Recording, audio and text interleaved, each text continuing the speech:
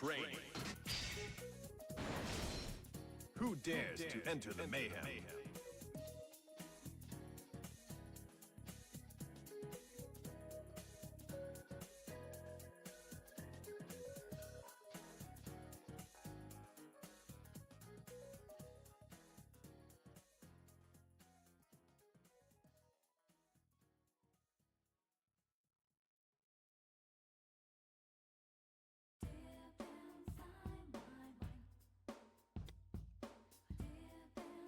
No, I fucking fucked it up, didn't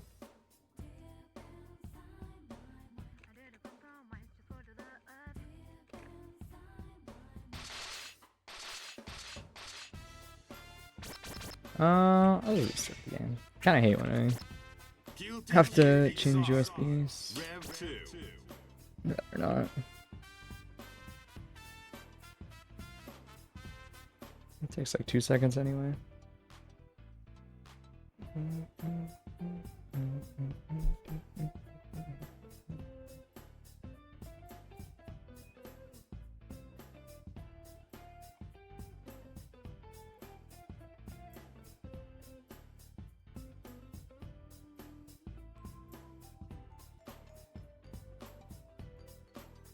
Guilty Gear Exar.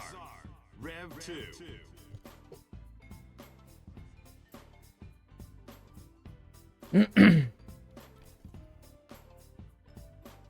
Wait, what the fuck? We're looking forward to hearing more on. The other tab. Oh, I know what happened. So.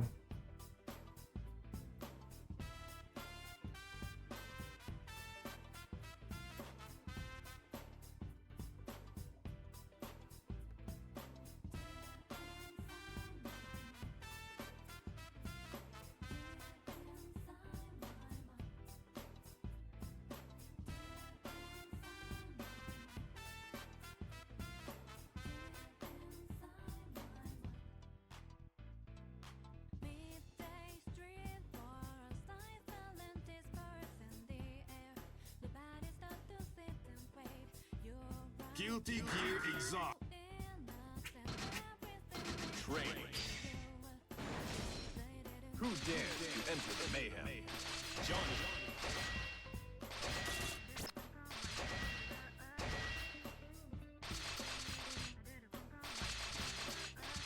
Soul that guy. Johnny versus Soul. Get ready to rock.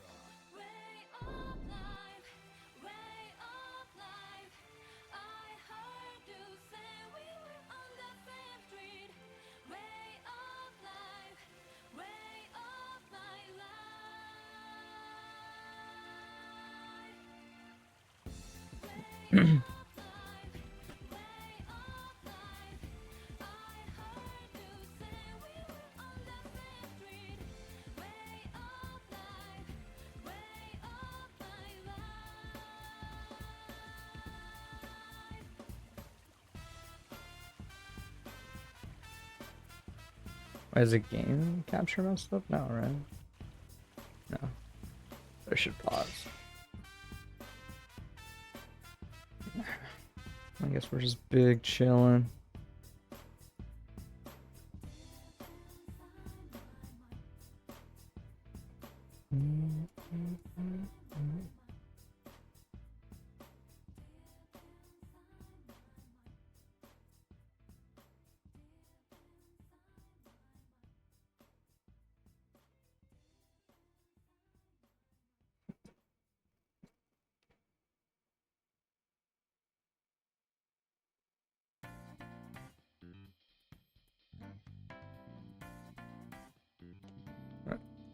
And we'll just wait, I guess.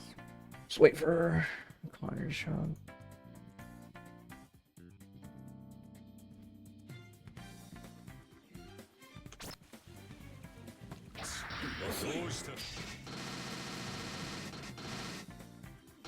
I should actually put my Discord on my third monitor. I usually do that for VOD. I usually do that in general.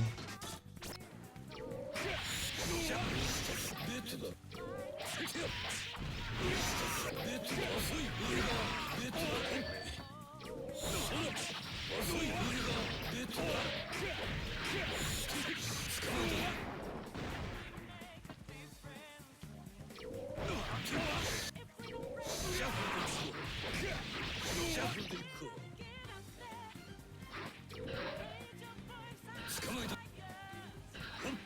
what's up, man? He's just waiting around. Yeah. Lance. It's sort of. I've played versus this person before. They're very solid. They might be, and I say this. You're at Cali versus Connor. I say this very, very sincerely towards the soul player. This might be the lamest soul player I've ever fought. They're in contention. They kind of like just jump out of disadvantage like basically every time. We'll see. I do think that a lot of this matchup is Johnny responding to Soul. And if the Soul doesn't have good execution, it tends to just pan out in Johnny's favor on average. That's fine. They're gonna probably 2D or DP. Just step back. When's the VOD review for Street Fighter 4 matches? The VOD review is short. It's start DPing me. I jump at you like 10 times a match to DP me. That's the VOD review. If you DP me, I'll never beat you again. I don't know what to do once Ryu DPs me.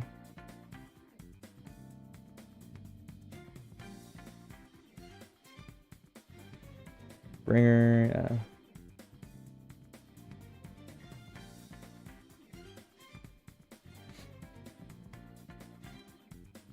I will say, be careful. I don't really think you should leave the ground that much versus Soul. At least not unless you're running away from him. I think Johnny's jump arc is like way too high. Like that's not bad. Like that's kind of okay. Like if you're jumping defensively, I think that's probably fine. I don't think it's a big deal. Like sometimes you have to jump. He's a grappler, right? But like jumping at Soul's maybe like a bad idea. It's a little overly gambly is maybe like a better way to put it. This is okay. I do think you need to get a feel for like situations like this are not bad for you if you sit still. It's just really hard to build the mindset to do this because it's very easy to be wrong and it's very easy to like misgauge when it's time to do this. But I think you should focus on like if you don't backdash here, that crosses you up and you would be right behind Soul. And buttons like 5P, close slash, air throw, all of that shit is really good there. It's why it's kind of scary to chase Johnny's backdash unless you do it preemptively like this person did. Right? But again, it's hard to tell because there's no actual way of knowing besides just guessing right here. And in the sense that like Soul could also do run up 5K or far slash or 2S again here or 2D. Off of the 2S, there's no way to know which one he's gonna do, right? And if you backdash, then yeah, it's better to backdash than to block those things, right? But understand that like sometimes when you get suffocated as Johnny, it's a lot about just sitting still, and the best option to chase people or to chase Johnny backdashing is usually to air dash. Not for everybody, but like a lot of characters can move faster when they air dash than when they run. And so it ends up panning out that like Johnny tends to get the punish there, basically.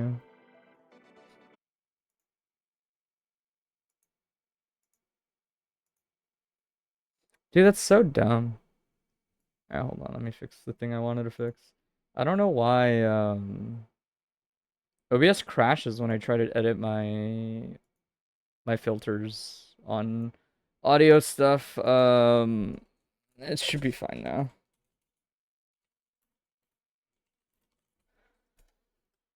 Yeah, I hate when it does that. Back what you got an ad. That's fine. Just go back to like it was only like 2 minutes or his stream died. Like 31 minutes.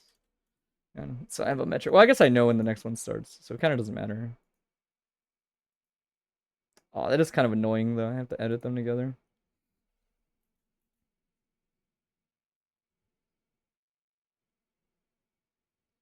You're back, yeah. No, you're good. OBS crashes when I try to change audio filters the first time.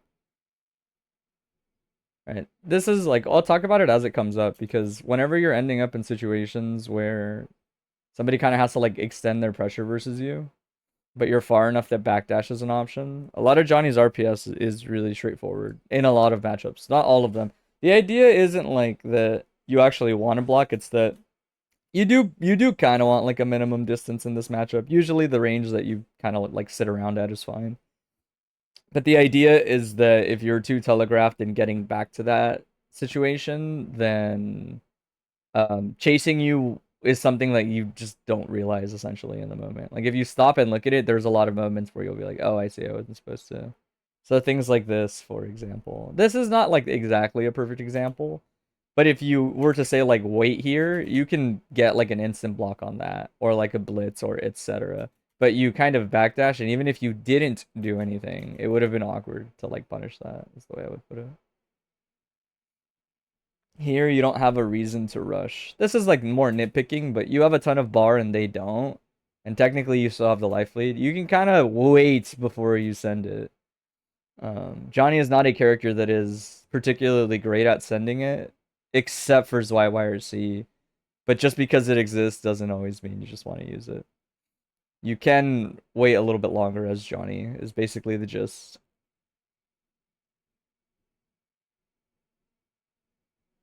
Yeah.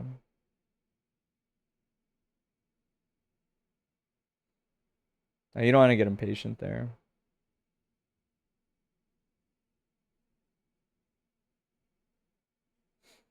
If I had to put it into maybe like a more concrete wording, I would say that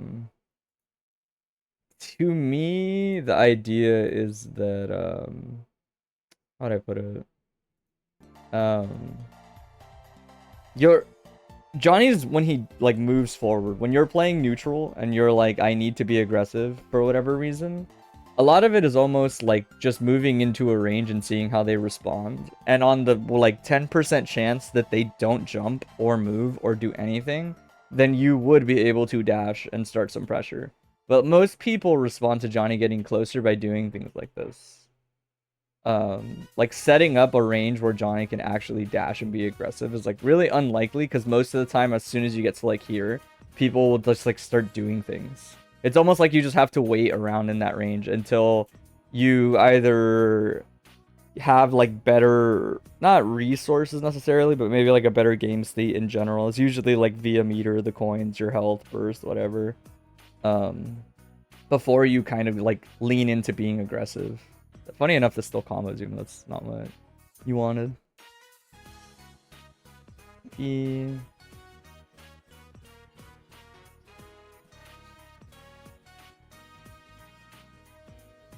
Oh, it's rough.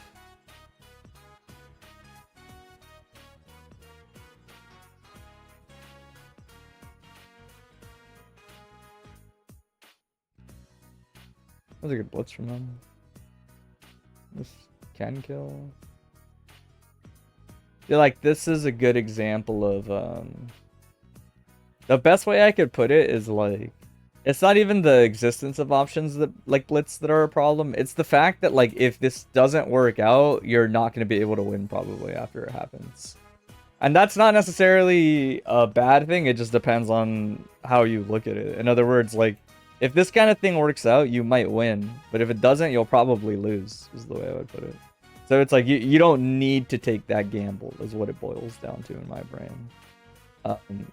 The idea being like you can dash once or twice and see how Soul responds from here, right? With the idea being like, even if you dash once, you're in the range of his normal, sure, but then you can like backdash and then forward dash again. There is like a timing you can do here to play around Soul's buttons. You could even intentionally block it, but that's like not necessarily what you want to do.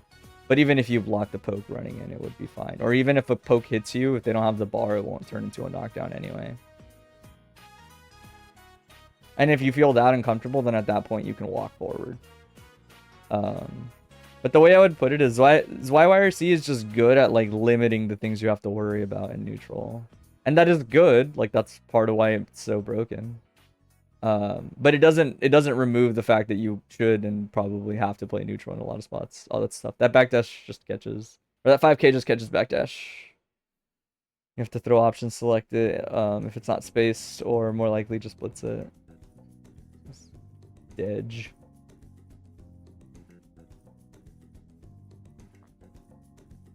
Yeah, honestly, a lot of this is like mostly fine.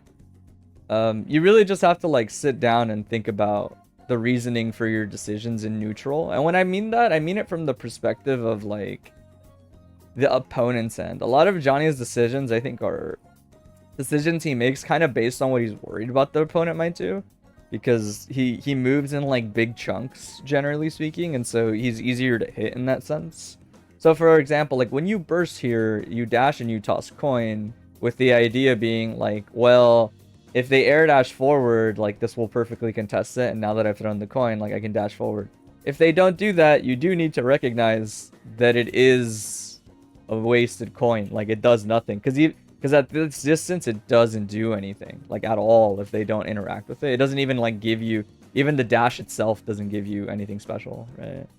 That's really my point, is just like when you make your decisions in neutral, they should be a little more based around like, can I avoid relying on a thing that has zero interaction in favor of, or not zero, but very little interaction in favor of options that are more general but carry risks, but still cover the things I am trying to cover, right? Pressure, this is fine. Like here, a good example is like this. Even if they get aggressive, you can use movement to respond, etc., right?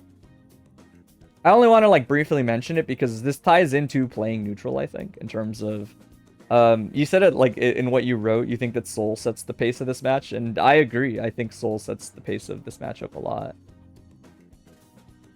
You should throw in Zwire. This is like a lot of drive-by advice. It's like nothing tangible. In fact, maybe I'll just talk about it like more properly after like this game and another one. But a lot of the times, if they're just holding down back, if they're just like making love to down back the whole time, this is cool. Like if people let you go forever, this is fine. With the idea to me being like, once you get to around here, you probably should like just do as YYRC in the middle of pressure. It does force a mix-up for Johnny, right? You don't need to do it in certain contexts. Like there's even the argument that like, hey, if you're ahead, then like you could just be really safe like this and look for hit confirms. But Johnny is, memes aside, like a mid dispenser. So if they just decide to hold down back and they're good at throwing you out of dash, then you're gonna have trouble with that kind of thing. Like just in general as Johnny, and that's like usually what bottlenecks a lot of Johnnies. And there's like some sweaty stuff that you can do to get past that. But the idea to me is like a simpler solution is, especially once it feels like you have more resources. If you have like 75 bar, throwing away 25 bar is not that big a deal anymore. The issue is when people only have 25 bar and they spend it, and then they take a while, they get it again, and then they spend it, right? It's really meter inefficient. It's fine, just block it out. That's a good 5k. This is a good example of like, you could just jump out of the corner in this spot. Just jump forward. Worst case, you're blocking anyway, you know, like wait around. But there are earlier points you like jump forward, then you just double jump towards the middle of the screen, and like worst case, you'll probably get air thrown. But the idea is like the immediate air throw isn't like a whole ton of punishment. It's not the biggest deal.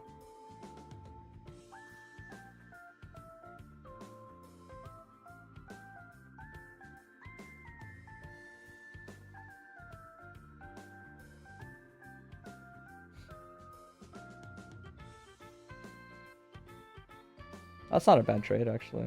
It's the kind of trade where you should die, so eating only with some frame advantage isn't too bad.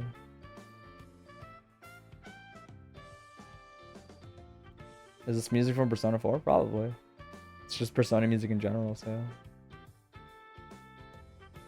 Coins.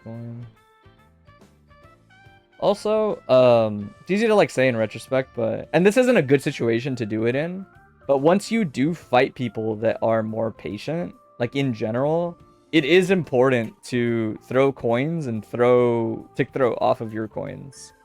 In other words, like the coins are safe, man. Like they don't do, you know, like they don't carry much risk, obviously, when you just toss them like this. But if you get them to block the coin and you know that they're not the type that just mashes on frame advantage anyway, like this person has never really mashed on frame advantage much. They just kind of only do it when they think you're gonna dash, which is fine. You need a tick throw there, or at least represent like a good timed like 2K or something. You need to like shimmy there, with the idea being like, yeah, you can be wrong. Like that's 100% just strike throw. But expediting that like decision in your brain can be pretty important to represent versus people that do actually like mix what they do up in that situation.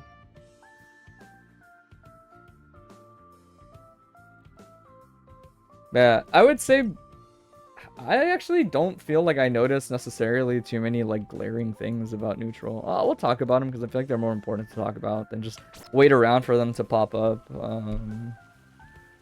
Yeah, he told me that he's at Calibers. There's some important things. I want to emphasize like the first thing a lot because honestly they were pretty good about it, but a lot of other people are really bad at it.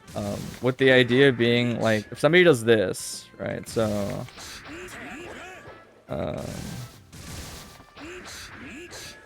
my god. Dude, I can't IAD. There we go. Good enough, good enough, good enough. The idea is, if somebody like walks up and does something like this is a punish on a lot of the casts. It's not like one size fits all, but the idea being like, let's do it from like a tiny bit farther so it looks more realistic. When I do this, they are like, it might not seem like it, but you do not realize how big of a risk that person just took. Like, by all means, it might feel like, oh my god, I'm just getting like suffocated even when I backdash on frame advantage. Like they chase me. That's like an insanely risky trace, right? Because if you represent a little bit of patience, you do that on reaction with Johnny, with anybody to be fair. But the idea is like you can crouch here and that's a punish, right? You catch them in the tail end of their air dash, even if they don't have like end lag like Soul probably doesn't there. You kind of just mash like 5p or close slash or do something along those lines and you can get a punish, right? And Johnny's punishes there are usually pretty fat. That's a big part of why it's scary to chase him compared to other people, because he gets a pretty substantial punish on the chase, right? Depending on the character, and this is besides the point, but really just to emphasize, like some other people like have to do this and that's their best punish, right? Which is a big deal because like not everybody gets something decent off of air throw. But realize that when you're backdashing and people are getting really impatient and air dashing and chasing you, you kind of just need to crouch under it, especially because Soul is really tall. So, or not Soul, Johnny is really tall. So if you just stand, I guess this isn't close enough. I mean, a little further out. If you just stand, you block a lot of shit early as Johnny, like in those spots. If you just kind of stand block. But yeah, you have to realize that that is a big part of playing this situation. And there's kind of like no avoiding it. It's not bad for Johnny, but he has to make a decision with it being like, hey, I think they might air dash. They've been showing air dash or whatever, so I'll wait, right? And now you block, right? With the idea being like, if you recognize the 2S before, then you could have done, you know, something that Johnny usually does here or something like that. Okay. Part of the reason it isn't necessarily bad is the same reason it is the same for Johnny and like a lot of shit, which is just like the punishment of being wrong versus him is generally worse than the reward you receive for being right. That's not always true, and that kind of affects like how viable he is in some matchups, as in like that's kind of just why some characters go even against him, I think. But the idea is essentially like you get to block here, right? Other characters don't even necessarily get to block here. Johnny backdashes fast enough that he gets to, right? So while blocking isn't great, the point is this person did commit here and you didn't really, because like you still get to block. And if you stood your ground for like 2 more seconds, you can get an actual punish on reaction by waiting, right? That's a pretty like big difference between the two. In other words, it incentivizes people to just kind of want to be safer and do things like this. But if they get really unlucky, right? In other words, like sometimes if I'm slow, like this doesn't hit. But if I did it like really fast, then it will hit. And in fact, if I were to say do something like this, I always get a punish, right? And so now even just committing to that situation is scary as the opponent, right? The reason that Johnny, I think, ends up being a little bit annoying is that it's all based on like your execution. Because the thing that makes him Not like good necessarily, but strong in these situations, maybe is like a better way to put it. The idea being like, I acknowledge that Johnny also has to make a decision here. It's not like he just turns his brain off. But as long as you can execute, you almost always get rewarded here. And so Johnny's really weird in that sense. But if you fuck that up, then you obviously are just kind of like accepting worse situations, kind of compared to maybe some other members of the cast, without the like supposed gain or whatever. But what I was gonna say is, as far as like playing neutral goes, yeah, I mean, I agree. I think Soul's like too fast. Most characters are too fast for like Johnny to set the pace of neutral.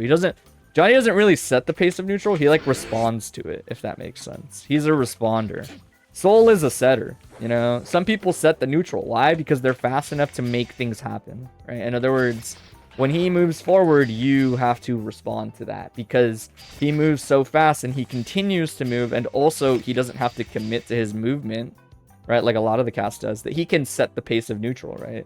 That like the rate at which you run and all that shit, I think is a big part of what plays into it. But my point is essentially, this is great.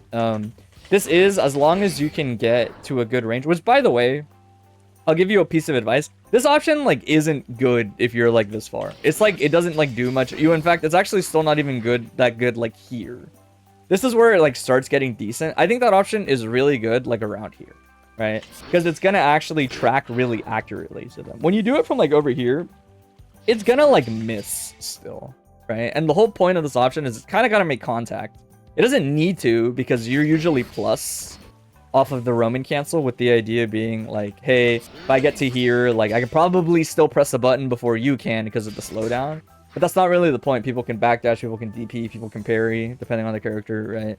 You kind of, if you are going to try to skip neutral as Johnny, especially from here, you only need to get to like around here-ish. You know, a range where like if you were to dash and far slash, it like barely hits, right? And that is actually a good coincidence that he can do that. But know that YYRC is like, you should use it from this distance. People have to block it in this distance, or they have to give up space because they want it to miss. Does that make sense? In other words, like people won't stay here. Every time I tell people this is the range you want to be in, you're going to learn really fast that other people that are more experienced or understand what's good about your character are going to leave that space, or try to, right? And they're going to leave it by moving forward, or they're going to leave it by moving back. And if they, for whatever reason, want to get like stationary about things and wait, then that is the range you want to get to, right? But when I say Johnny's a responder, I mean that like he kind of wants to get to like here and see what people do, because nobody wants to sit here versus Johnny. Almost everybody is going to jump back and try to do something. This matchup specifically is a little funky because he can jump back and do this.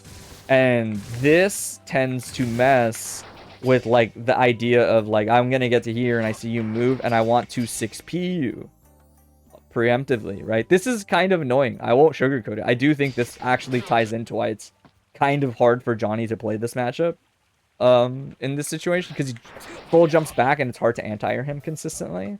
But I think if you see him jump back, you can often give up the space yourself like this, and then it punishes him like that. But realize that your goal should probably be to get to like here, and also think about how you can get around. Not like that. It's not bad that you throw a coin before you act, but you don't need to do those things. Especially if people have stopped running into the coins at all. If somebody keeps disrespecting it and getting hit, then keep using coins because they're good reward. And yeah, if they keep mashing in place, you're gonna run into it, right? Coins is like a great way to stop that. But if it's a situation, say like this, you can throw a coin, right? Like this solves this problem. If I am here and let's say I get here no matter what, right? Which by the way, like if I were to say be like here, right? And I dash, this is like a little too close. I don't really want to be here. Soul touches me with like out any movement basically, right?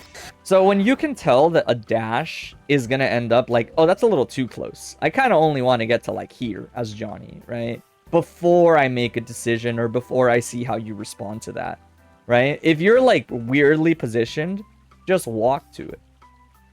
I know that sounds silly, but like that's like you have to do that.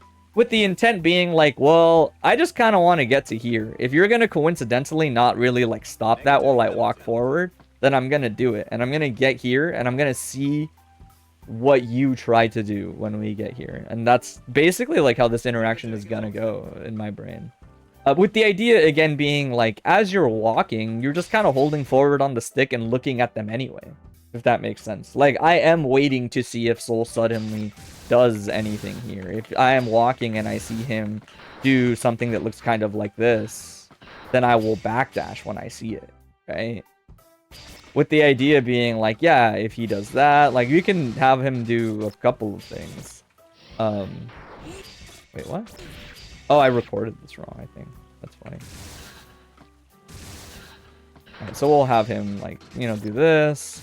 We'll have him do this. Johnny really likes to try to set up a range similar to this, with the idea being, if somebody doesn't throw something out at the exact right timing, then you can dash in and get something started. Most people do not want to give that to Johnny. You are gonna have to, like, you're gonna have to find ways to get it, is what this is gonna boil down to. Versus a lot of people that, like, can set the pace of a match.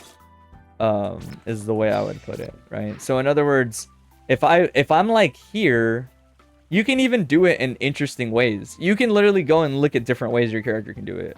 In other words, if you dash here, somebody might see you that you're too close and be like, I'm gonna stick a button out. If you backdash, you can end up basically in that range you want to end up in, which is roughly here.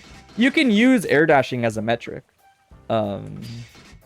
for understanding this range, with it being like, if I get to roughly here, you know, the space is a little bit flexible. It's basically like you're allowed to exist anywhere, like outside of their poke around here.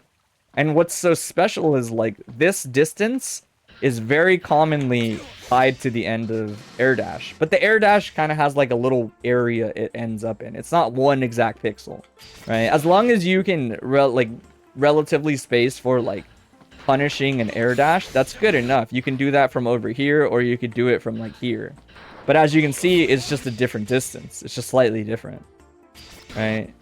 But versus people, you know, like Soul, that move around and stuff, you can get to here and see and learn how to interact with the handful of options they have. I actually forgot to record the second half of this, but I was gonna record another one of these, right? And you have to tell yourself, like, if I'm willing to waste a coin, right? Let's say we get to, like, here or something close to it. If I throw a coin, it might not work out, but it can work out. Like, even this is actually dodging it, funny enough. There you go. It works out, right? I throw a coin when I, like, see him jump back and I get the hit. That's cool because I don't have to give up any of my positioning and it's unpunishable. But a coin is a coin and you don't need to always do that, right? The reason that it's annoying for the opponent is that that option is uncontestable and it's really boring. But if you waste this option, they will just, you only have 8 of them and you need, like, let's say 4 of them to win a round off of hits, right? So if Soul is smart, he only needs to wait for you to waste 4 coins and then you can't really win the round the same way. But in that same sense, like, you also need to recognize there are ways to beat things without that. In other words, when you're in a situation like this, you're like, maybe I can backdash and, like, get out of the range more consistently. Maybe I can commit to a 2H. Maybe I can do literally a lot of other stuff, right? Obviously, 6P is dicey if they space it. But, like, backdash is there. Jumping back with a button is there. Once you see they jump back like that, and then going like that, you know, none of these options are perfect. I want to emphasize that, because I do think it's important to show that, like, coin under a lot of circumstances from, like, here can, like, just win and there is no counterplay, but it costs a resource, right?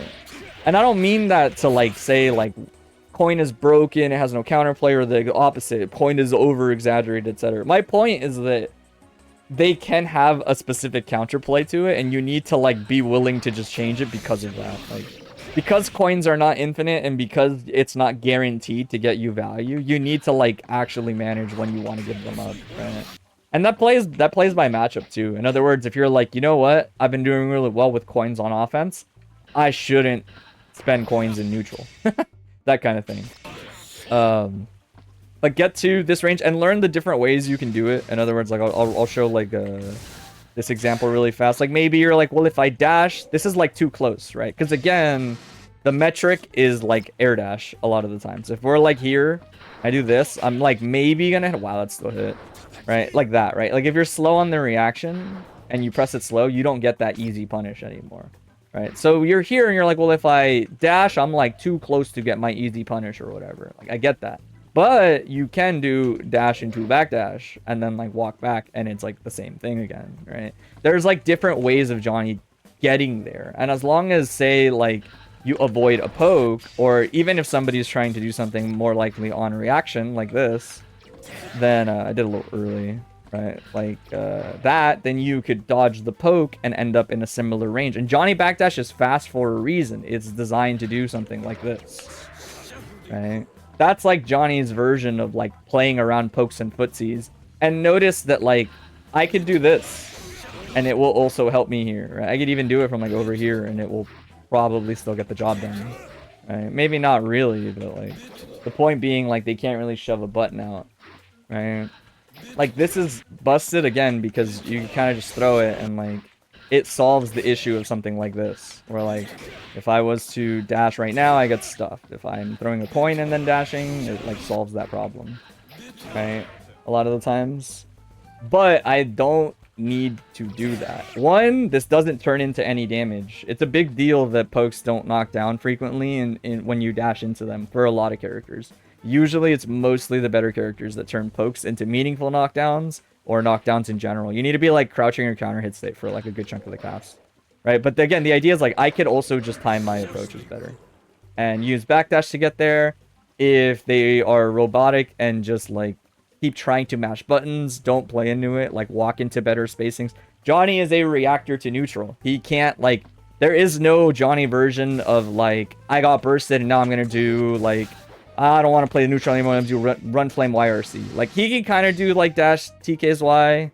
Or not dash, dash YYRC. But I don't think it's, like, that good. Compared to other people's. Because other people can keep running and Johnny can't, right? If you do something like this and they dodge it, then, like, you don't necessarily force the neutral. Because you don't have a run. You just have a dash you commit to. Johnny cannot, outside of this option, really skip the neutral. And I do find that like better players are good at just playing around this anyway, or like this is good when people understand that they kind of like have to avoid it and Johnny just hunts them down with it. But it's like not that consistent. It's not as consistent as people want to make it out to be, and it's not even just because it costs bar. I just don't think it's that consistent. Definitely keep using it, but you need to explore the concept of like getting into this range and being like, do they move, which they probably do, or do they sit still, right? And if they sit still, then it's like, yeah, you can throw a coin if you don't want to risk anything, right? That's fine. Or you could just press dash 5k. Nobody's reacting to this dash with the button. I think that's like really important to emphasize because it's a big part of understanding why, yeah, you can technically dash at people sometimes as Johnny, right? It's just a timing thing, right? Because if they stick their poke out incorrectly, you're going to do dash 5k before they can do the poke or after they finish whiffing it, right? The idea is that people don't consider Johnny Dash Johnny Dash is barely reactable to like throw it on reaction. So if the metric becomes you have to react and press a button before he presses a button, that's really unlikely to do on reaction. It is preemptive. In other words, like if people stick out buttons here, a lot of the times they're either buttons that are small enough that you can walk closer, right? Like Jam's a good example. Jam's the kind of character that maybe could just stick out a 2D. And even if you dash and press this after, she'd recover before you could do anything to the 2D. Right? She would maybe Hochifu or do something. But 2D hits like this far with Jam. You can like, you could in theory walk her down and then do something, right? But it's difficult to grasp because you're reacting to a lot of what people do. Right? You are, if it doesn't feel like you're reacting to what they're doing, or at least doing something based on it, then you're kind of like maybe not looking at Johnny in the right light is how I think of it. You need to think with that mindset more of like, how do they react to things? And you can get aggressive based on how they react. In other words, anytime you get to say somewhere like here, do they do dash, air dash back? Then yeah, you can try to chase them, right? In different ways, right? You could do like 2 dashes and then press a button, right? Again, if I'm like this close, and I get here different ways, right? Most people will recognize it the moment you put them here. And like, I can do 2 dashes and I'm in a similar range again. Actually, 2 S hits, my bad. 2 S hits here. Right, but the idea being like, I get here, I see him jump. Well, he always air dashes back. Let me chase him twice. Even this is literally the same range, actually. I didn't even think about that. 2 dashes there is like the exact same range. Look at it. If you get to from here, if you were like dashing, like, oh, he always air dashes back. You can get to like here and then block. And then if you tell yourself like, oh, I'm a little too close, you do the second dash, right? And you're like here and you're like, oh, I see him. I'm not that close here. I don't have to worry about it. But let's say I do it from like here. I'm like, oh, he always air dashes back. I want to back dash because he's going to press a button maybe. And then here I'm good. This is a good spacing for Johnny. Nothing hits me. Nothing hits me. And if this guy does the thing we kept talking about, we were like here, right? If he gets to like here and he gets impatient and he runs at me, he can't do that. You can't really go like past Johnny if he like chases you down and takes the space, you know? You said you're back? That's fucking funny. I guess you can watch the VOD. But yeah, I would say that's basically like the gist of it, because either way, this is the end of the VOD review. But yeah, that's the gist of it, is that you need to learn how to like actually respond to people doing things in neutral a little bit more as Johnny, and like pick an action right away if you're gonna commit, or wait around if you expect them to get aggressive. Waiting around being like crouching for a lot of the air approaches, or backdashing as a different like option to represent versus grounded neutral. I'll give you the same like comment I kind of gave Bridge towards the end, which was like hold on, let me message Scout. It's basically the last thing I'll say is essentially if you run into situations that feel like stuff in neutral and you're like, I don't know, hey, what's up, Scout, and you don't know how to respond to them, you can just ask me about them. But the idea is like you got to kind of like start paying attention to more of what people are trying to represent, especially like I said, because Johnny doesn't have the ability to set the pace of neutral himself. He has to like go based off of other people a lot. And so you're going to run into a lot of situations where you're like, well, how do I respond to that? What do I do to that? And I will warn you, I don't think Johnny's neutral is like that busted. It's not like bad, but it's not like good either. It's just like, okay. It's the way I would put it. People maybe like not downplay, but don't acknowledge the fact that he is big and easy to hit. And a big part of that is because people get hit by Johnny and he does 80% of their health. And they're like, this is so dumb. Which it is, right? Like, it's easy for people to forget. But yeah, I mean, he would otherwise have flaws, I would say. Like, he would have flaws in other senses. Tuesday. I can't, like, speak too confidently in it. Normally, I would say on paper, I think that Bedman as, like, a zoner archetype into Coom is, like, good on paper. I think Coom is pretty bad in neutral if you kind of, like, learn to position around it. We'll talk about a couple things. I'll mostly pay attention to see if you... There's, like, some general Bedman-isms that I usually pay attention for to see if people do or not already. I'll give a little tiny piece of advice. It's not always true, but in a lot of situations with Coom's Okazeme, with this, the very first hit, you don't have to worry about doing the little option select that everybody does, whatever. Even if you don't do the option select block or whatever, where you faultless defense standing and then you do 4-1-4 with the idea being like, it's just, you don't even have to do that. You can just kind of like react technically. But my point is, if you end up here, you can faultless this hit and it pushes you closer to her. And it means that it's a little harder for her to do 5H immediately. You're more likely to get hit by both hits of 5H. No matter what you do the rest of the block, I think it's pretty solid to start versus Kumoki as most characters by just faultless defensing the very first hit of the ball right there. And then just block the rest of it, basically. Again, there are better things to try to do and like practice, but that's a good starting point. Being closer to her there means like at worst she's gonna throw you, and like she can't combo off the throw easily, so it should be fine. You'll end up in the same situation, but I mean, eventually you're also gonna have to guess right.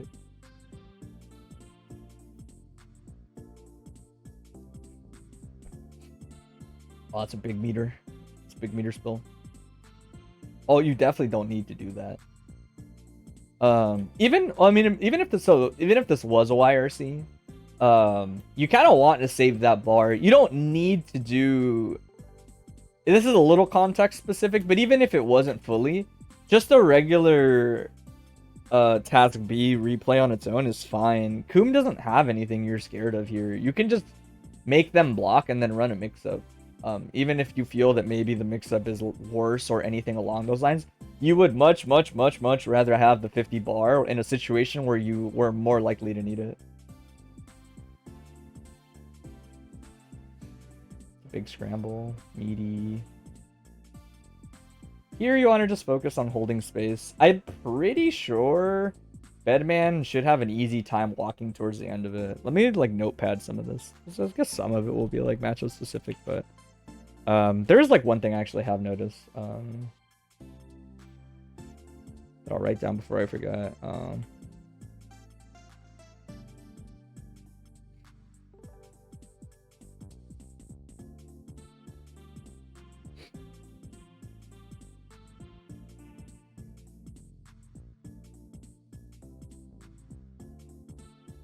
Big hit. Boom, boom. Fireball.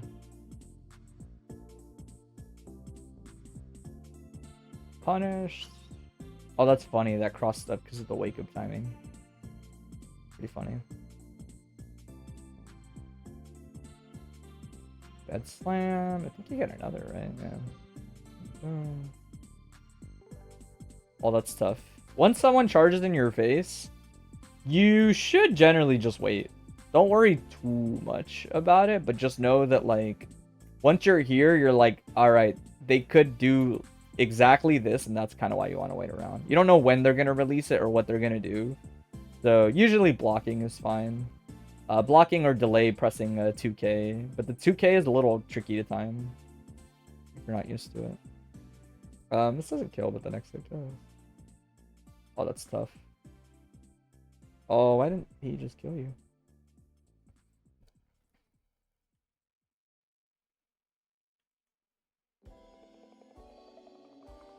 No, that's tough.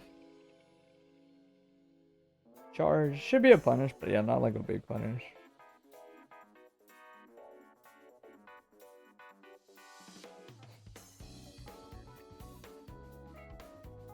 Yeah, there's like two, at least in this matchup specifically. This has been mostly just like you on the defensive. I would say whenever Coom is in the air, understanding that if she commits to her double jump, especially once she like commits to her double jump, how limited her movement options are is like a big thing.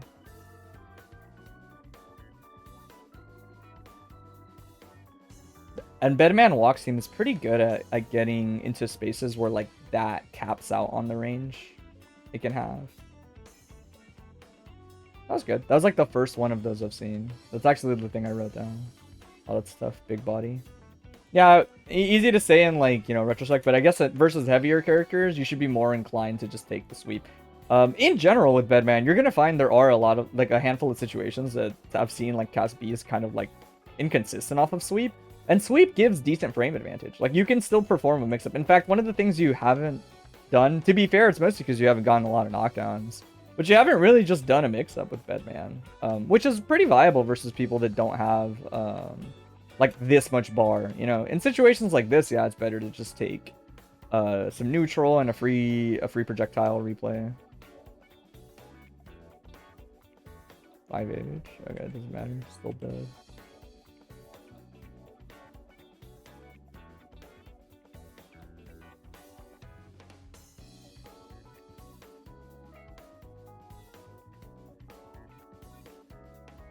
So like this, for example, right? This can happen, and I wouldn't worry about it. Technically, you're supposed to see the flash. I mean, it's like a practice thing, so I wouldn't sweat it. But part of the reason that this is good is that Bedman can see that flash, and he does hover glide back. And then this will like basically just kind of lose. I think he just does hover back. Might be diagonal down, but I think it's just hover back. 2H, and then they just kind of die a lot of the times. But either way, this is like my point was going to be like, yeah, most of the time people don't have a great counterplay for this. You can even actually just avoid doing a mix-up and take free pressure with Bedman. Bedman is one of those characters where he's like a little funky to get used to because he reminds me of Baiken a tiny bit in his Okazeme specifically, where he's using the spinner. Inner knockdown. He reminds me of Biken. Oh, you don't have to do this. Oh, this is fine, though. It's mostly just that you don't get anything particularly unique here, I'm pretty sure, out of the Bed Slam. Or at least it's going to be, like, weird to use mid-screen. But yeah, his Oki is good for, like, one hit before he gets a lot of the replays going or a specific setup in the corner. His Oki is really, like, just block one mid and then I'm going to do something, but it won't be, like, jailing after or whatever. And that kind of projectile like this. Yeah, this is a good adjustment of just, like, doing pressure instead. But what I was gonna say is you can do it a little differently. You don't have to 2D here. I'll actually talk about using task B for like pressure too.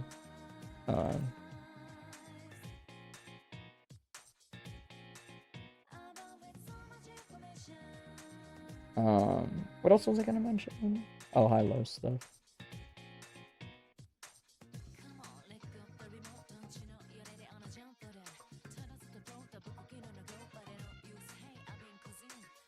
Funny enough, it might not seem like a straightforward analogy. We'll watch like a little bit of one more set, I guess.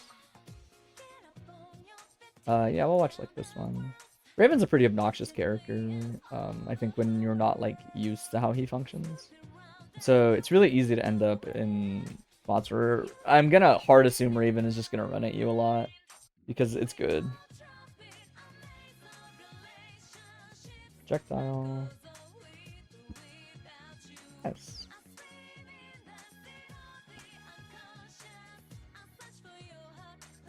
Nice cross-leg.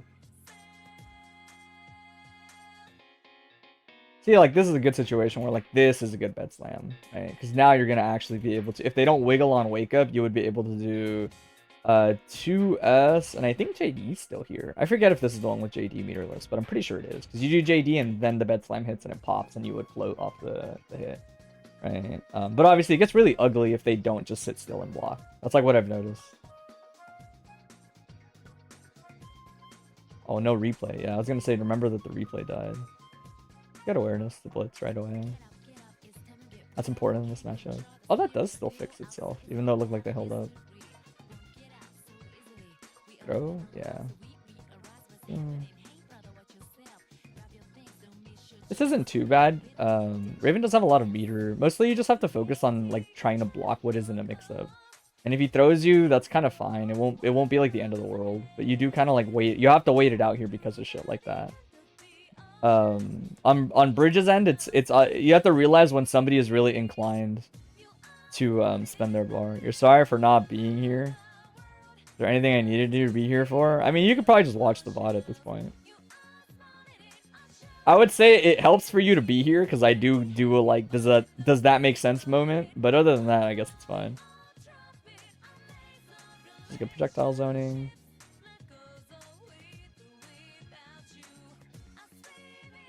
Yeah, this also ties into why I think it's good to not do the glide. It seems really annoying to play this situation as Bedman if you're not used to it. And so like taking the meaty is fine.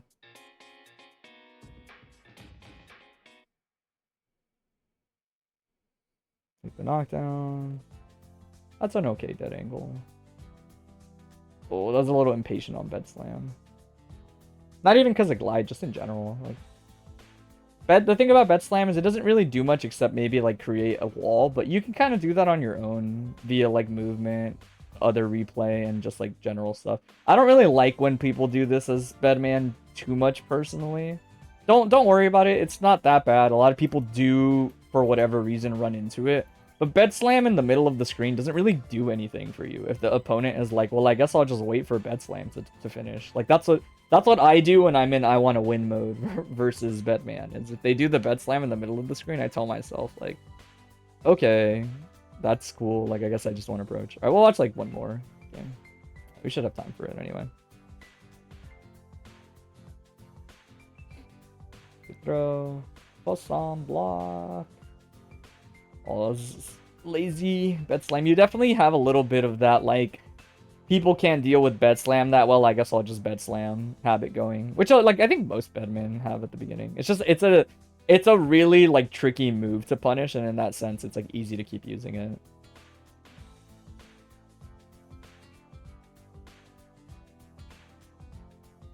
Nice.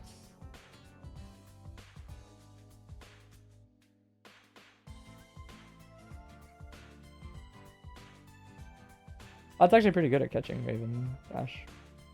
RC, this will lead into like a 10-second combo that's gonna kill, yeah.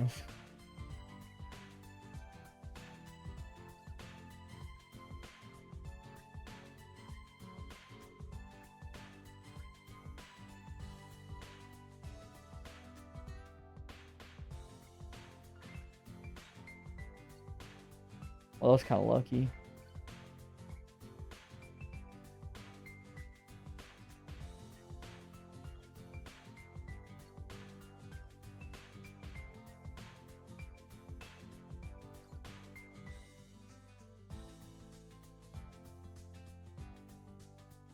Oh, that doesn't wall bounce on a heavier character. All right. Yeah, I feel like I kind of get the gist of it. I do feel like you remind me of the same kind of like it's not like an issue, but it's like a big fixation, I guess maybe is like a better way to put it. That like Avery also has when they play Bedman, which is like you might be putting a little too much emphasis on getting replays out. This isn't like a huge issue, and I wouldn't even worry about like, oh my god, I really need to stop doing that because they told me, like I focus on it too much. It's fine. It's more like I look at replays and usually more specifically the projectile replay as like the one that Bedman really wants to get out, right? You want task A out like for sure if you had to pick in most matchups. Like I'm sure maybe that varies a little bit here and there, but it's the one that has the greatest chance of just kind of like covering space across the screen, right? Because it goes the whole screen and comes back, right?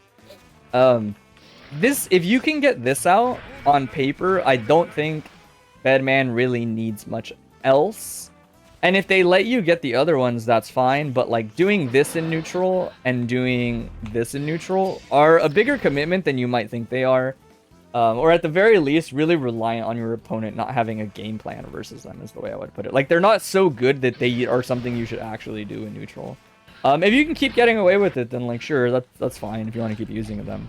But I think if you can get this out, it's fine. And then after that point, like, you could try to get some other stuff out. But if you are going to get it out, it should try to be in a more calculated manner, right? In other words, if you were to say do something like this, then like maybe this is a little better, I guess. But it just depends. It's really tricky to actually get something like this going, right? Where like if they try to move and punish that, then it's really hard, right? Because they block my 3H. The ball would be, or sorry, like they block my 3H, the ball covers the rest of the startup or whatever. I would say you could watch any better Bedman and see how they get the other replays. Because there's probably a good chance, I could be wrong, but there's probably a good chance they don't just spit this shit out in most matchups. Especially because, like I said, it doesn't really like do much. Even if you get it to say like from here, if we were to like go back and I replay it, it's like, it like kind of hits them, but I'm so far that like, by the time I get here, if the Coom just moves, that's the issue with it, right? Is like, if you get to here and you summon it and the Coom just moves, it doesn't really like hit them anymore, right? It's cool to think of it as like, wow, it seems so good if there's like, if it's like in the middle of the screen and then we go back like over here. Well, yeah, the replay is like right in front of them. Right? But I would like consider that a little bit more, see how much you can get done with just task A, and then maybe even use it to help you try to get the other summons if you're gonna try to get them. But the replays are maybe like overstated. In fact, what I was going to say is like, I think all Bedman right now, all Bedman players could benefit from watching KB Nova specifically. Not necessarily copying everything KB does, even though that you'd probably be fine doing that. KB Nova might be the most movement and like button oriented Bedman we have right now. And that's mostly just because he's like the one Bedman we have right now. But I do think there is a lot of value. The main thing I was going to say is like, you did it more versus Raven, but I will say like tri-dashing and hovering space is pretty good for Bedman in general, I think. Like getting used to this is like very important. If you're not in a point where you're like doing this into like tri-dashing at people sometimes, then you're probably not like really honing in on what makes Bedman Bedman. Or at least part of what makes Bedman Bedman. This is like a small tangent, but it is important to consider in general. The characters in this game are designed around extreme concepts, usually. In other words, like, only Bedman can hover and then move, right? There has to be, in that sense, there has to most likely be things that only Bedman can do in similar situations to other characters, right? A good example, and don't hyperfixate on this, but I want to point out that this is why I'm like, yeah, you got to get comfortable gliding around and like moving and doing things in combination with glide. You don't have to do it, right? It's okay to sometimes just super jump and toss like that. Don't need a glide. But realize that all of your actions can happen in different little spots, cover different little spaces like that with glide. You can even use it to reposition in ways that other people can't. Not that you would do it like this. This is kind of bad. But to give like one example, for all the characters that have jump cancelable far slashes, if they were to leave the ground, they most likely only have, you know, jump forward, which is easy to anti-air, you know, an air dash through you, which obviously with other characters would be this, but a lot faster. And then crouching would be good versus that, right? Or they are retreating away from you, right? Like they're doing something that looks more like this, right? Off of, again, there's a couple characters, jump cancelable far slashes, jump cancel button in general, right? Bedman is the only character who can do this to you, right? He's the only guy that can kind of like jump and then end up right on top of you. You can't just crouch in response to him jumping and see what he does necessarily, right? The idea, and the big thing is like Bedman controls when he falls, how he falls, right? And like what he does out of the fall, right? In other words, like you can do things like this and there's more pressure centered around this. This is just really plus on block, right? And it means that it's easier for you to set things up a lot of the times, right? But it's a really big, obvious move that has like, hey, we both see that you block this. It's almost 2+ sometimes compared to something like this, right? And now if you hit something, say, like this, then it's really easy to tick through, right? You have a very habit of not playing around bed buttons. You try dash a lot, but it's very directionless, and it's more just pressing buttons to press them. Yeah. I mean, as long as you understand the concept, that's fine. What I would recommend is if you're not comfortable try dashing, and yeah, like you said, it has to be with buttons. The other thing I will say is you didn't try dash down much, except for like a handful of situations where you already had like a summon, I want to say, or like the main ones. I guess a better way to put it is you don't set yourself up for that kind of thing with a lot of intention. If you end up here, like if you jump and you see the spacing, you'll take it. But it didn't seem like you were very keen on realizing, well, Bedman can walk and then do that, right? Bedman actually has a really good means to position his tri-dash because of his walk and because of his effective range, because of shit like this, right? In other words, if you were to say, you know, be over here, then it's like kind of hard to reasonably like try dash here and get something started. But if you're pressing this and then you're try dashing, then it can get like a little wonkier for the defender, right? Because now you can do, what is it, like horizontal, I think, right? Like that. Yeah, exactly like that, right? You get the hit a lot more reasonably. You almost like confirm the situation before you go into it using the other button as Bedman, right? And that walking around, by the way, ties into the one thing I was gonna say about the Coom matchup, which is, so Cooms tend to either super jump a lot or sometimes they just double jump, but it's usually like a super jump. But either one, the same concept applies.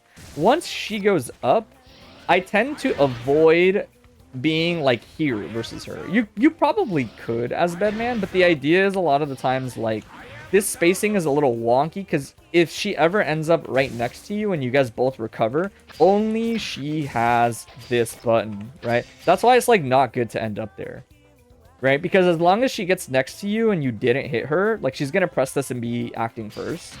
Bedman actually has a pretty good walk for just walking out of the range of that, right? You can even walk into the end range of this option and stick this out.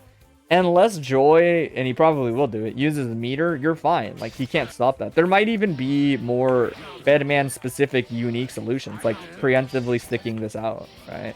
Walking into a range where you're like, well, I just, like, if you're going to Hayabusa, like, this is going to hit it, and if you YRC, my jab recovers fast enough anyway, right?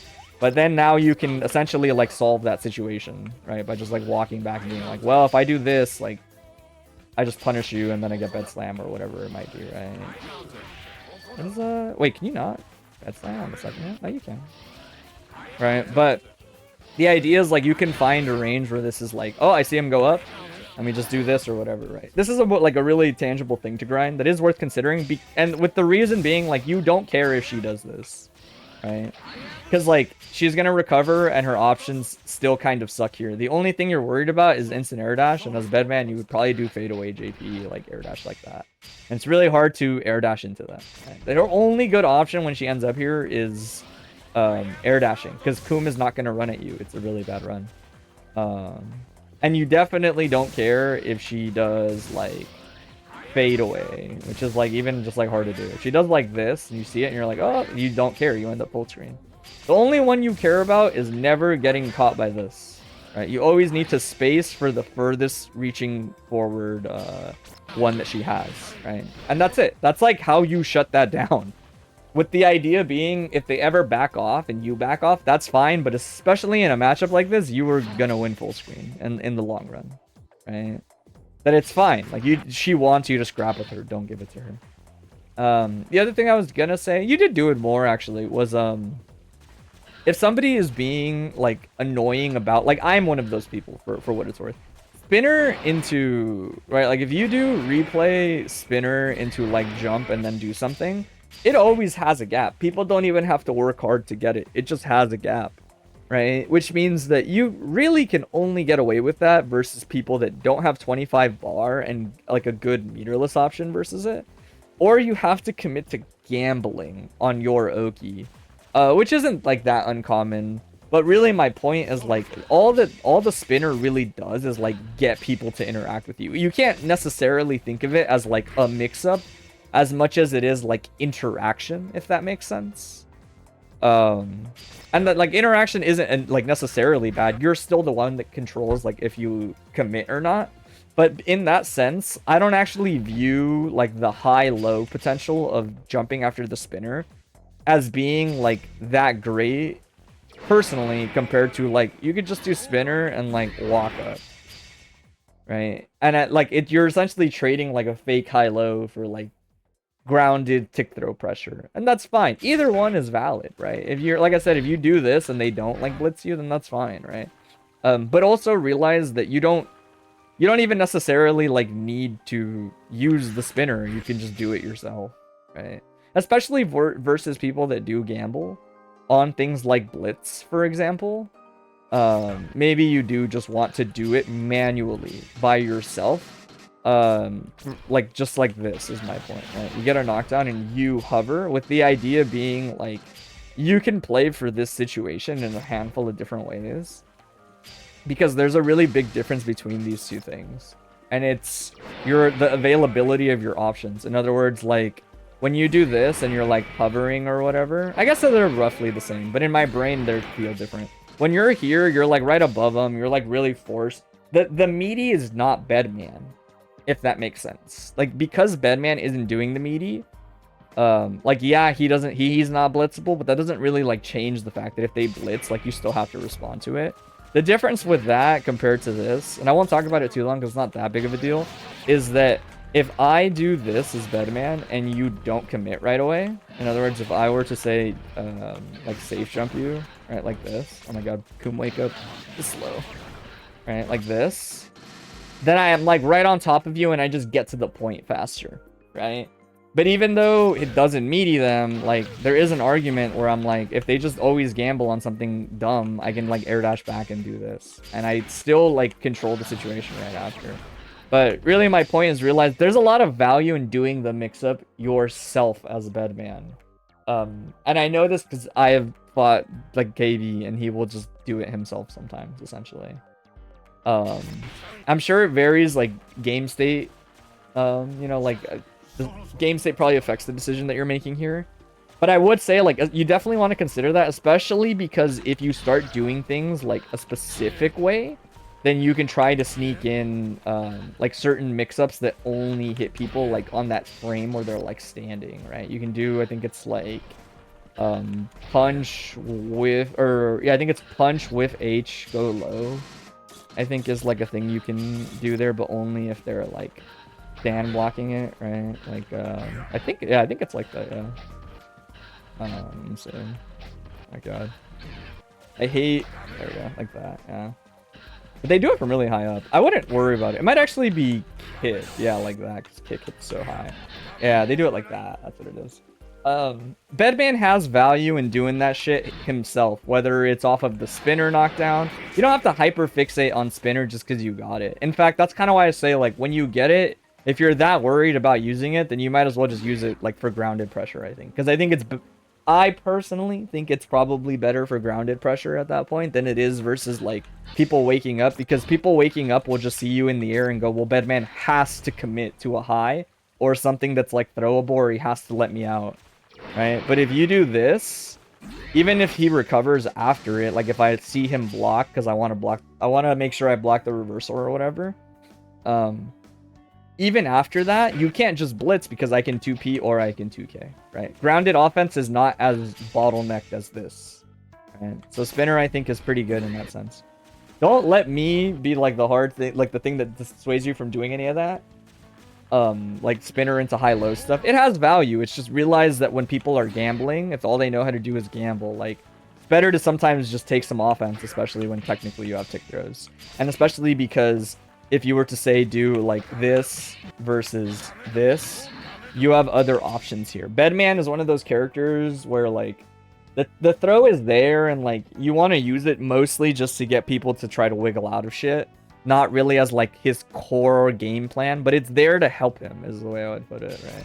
Most of the time you are kind of like baiting it with like a 2K or something like that and then backing off and like throwing things or doing something like this and then you hover glide at them, right? Again, like there's a lot of situations that Bedman can force, right? Or it's like this can be a tick throw or it can suddenly turn into this.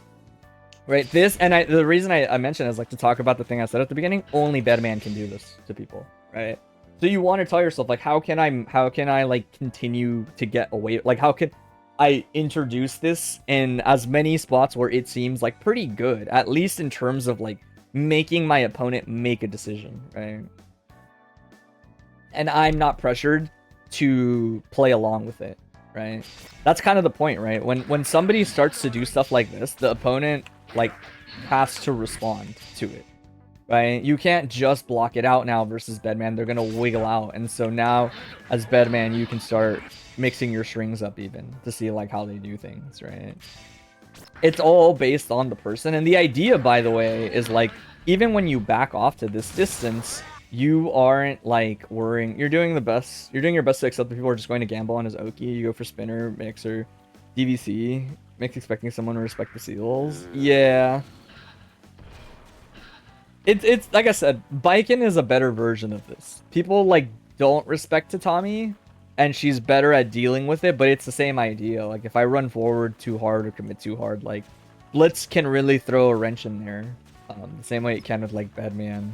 And she has a similar idea of like, well, it's fine. Like her with pressure ends up being okay because you can get a throw, etc.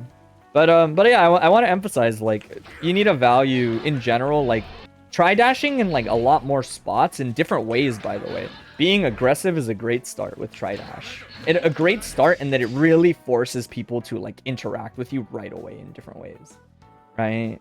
If I start, like, try dashing at him like this, they're gonna do something, right? Like, they're gonna 6P me right away. Right? These spots are not like Bedman favored in the sense that like, oh, I'm just so much more likely to guess right. In fighting games as a whole, you expect people to respect what you're doing more than you should. I say this very, very sweetly for like all the people that played this game, but nobody's gonna respect. This game is full of actual degenerates, and literally nobody's gonna respect you. Like I'm very experienced in this game, and people still don't respect my options. This is not a blocking game, it just isn't. And that's okay, it's designed in that way. But it's not a blocking game. But again, let me finish the thought. The idea is like, when you get into these situations, it is learning how to respond to those things and mess with people to get a lot of value. And what I mean by that is there's like I said, there's different, when you try dash, like this is more 6P'able on average than try dash JK. But they're like both 6P'able, etc., right? So you can kind of start to construct the game plan around like, okay, well, if I do this and I hover and I go back and they whiff their anti-air, can I do 2H spinner as a punish, right? With the idea being I press spinner, or sorry, I press 2H. Oh, you got hit by 2H. spinner, right? And like you just do that as the hit confirm, essentially, right? You get a knockdown and then you're in business, right? You can start to play the game a little bit after that, right? Or you're like, you know what? Like maybe they get really aggressive, right? Maybe they like always jump when I press close slash now because I've been doing this. It's like, well, what can I do to stop the jump? Well, you have a 2D, or sorry, a low hitting 2S. You have a low hitting 2D, right? You can even just like throw your projectile at them, most likely. If they're just jumping right away, this would probably clip them. These are things I'm doing based on the opponent, is what you might notice. I don't think Bedman is really good enough to do things without the consideration of his opponent. And that's not a bad thing, because he has options that are good based on what you expect, right? Again, most people kind of freeze up and maybe at most like 6p you try dashing at them.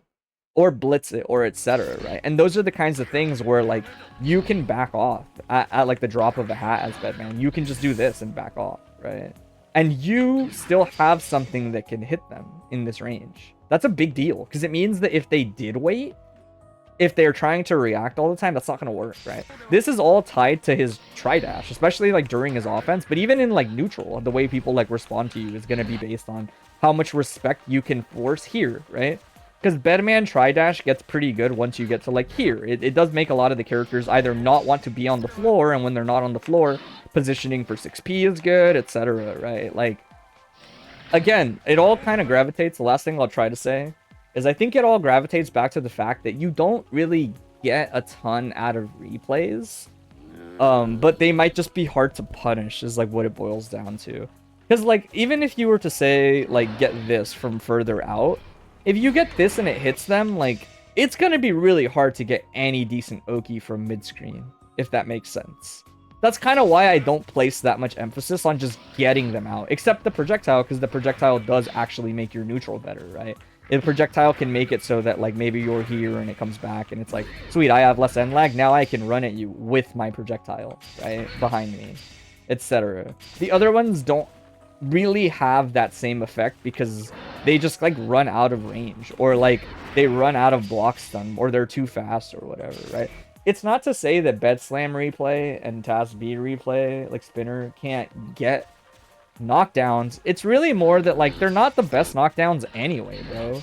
That it's like you're almost better incentivized, I think, to like, as Bedman, start to get comfortable with using movement and your buttons, especially in combination with this, to get things to happen into situations that are more concrete for the situation after. In other words, like, if I use the projectile and it gets me into a situation where I hit this is different from hitting a full screen replay on spinner.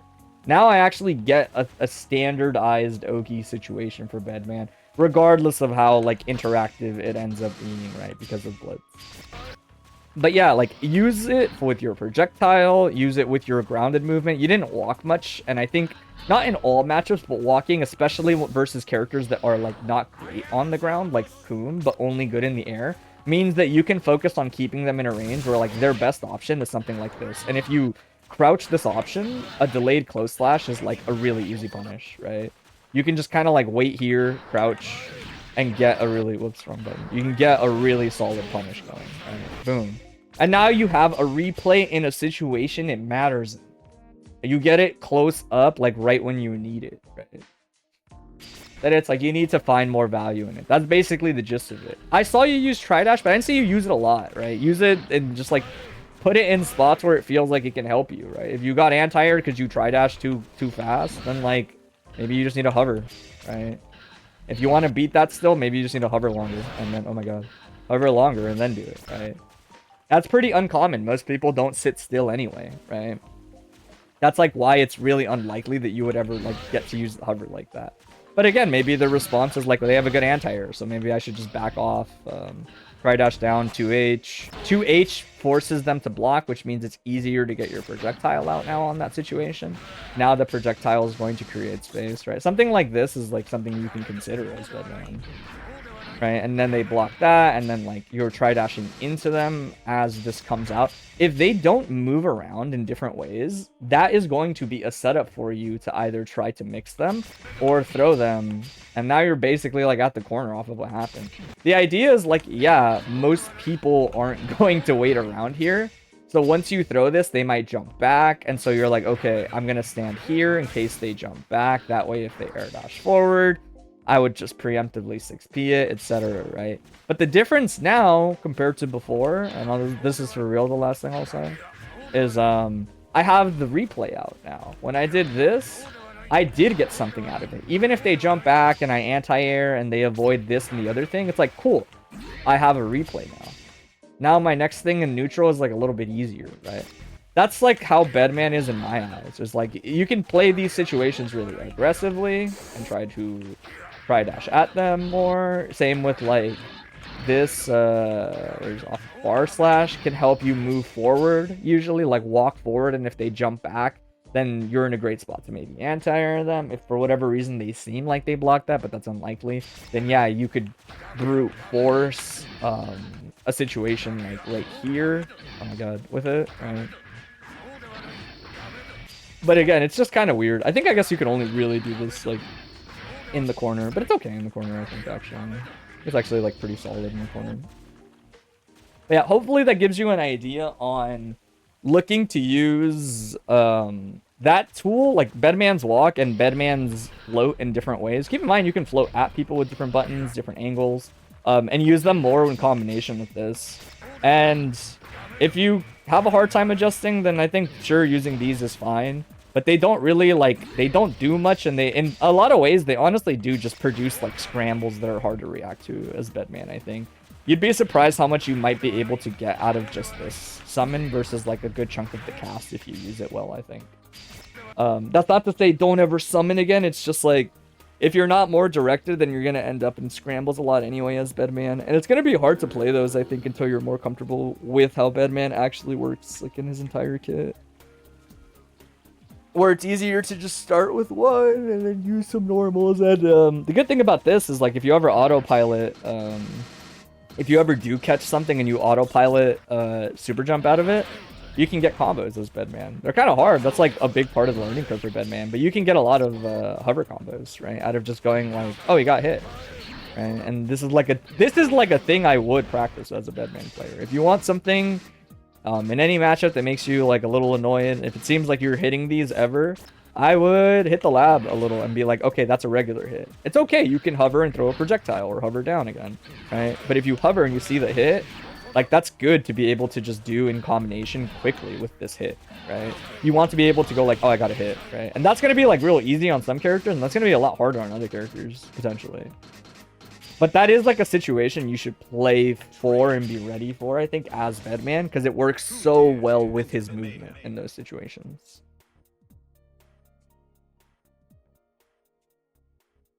But I would say that's like the main stuff I noticed. A lot of it seemed fine. Like, a lot of your routing seemed fine. You definitely knew like when to commit on certain situations as Bedman and to like throw. You had very like solid awareness on other things. You could maybe throw a little bit more off of like some of your like immediate Oki situations, or like off of a tri-dash. But again, it mostly felt like you didn't end up in those situations much, because you weren't like tri-dashing ever aggressively, so it's hard to ever do like a tri-dash into like a tick throw setup if you're not doing the tri-dash, you know. That I would even say you could probably maybe even just go back and not like for everything, but go back and see all of the moments where you could be like, I guess that button's jump cancelable. I could jump there. I could maybe glide, you know, especially because you'd usually rather get some like projectiles out as Bedman, but that's not always the case, is the way I would put it. But if someone were to ever like sit through and just like be cool with it,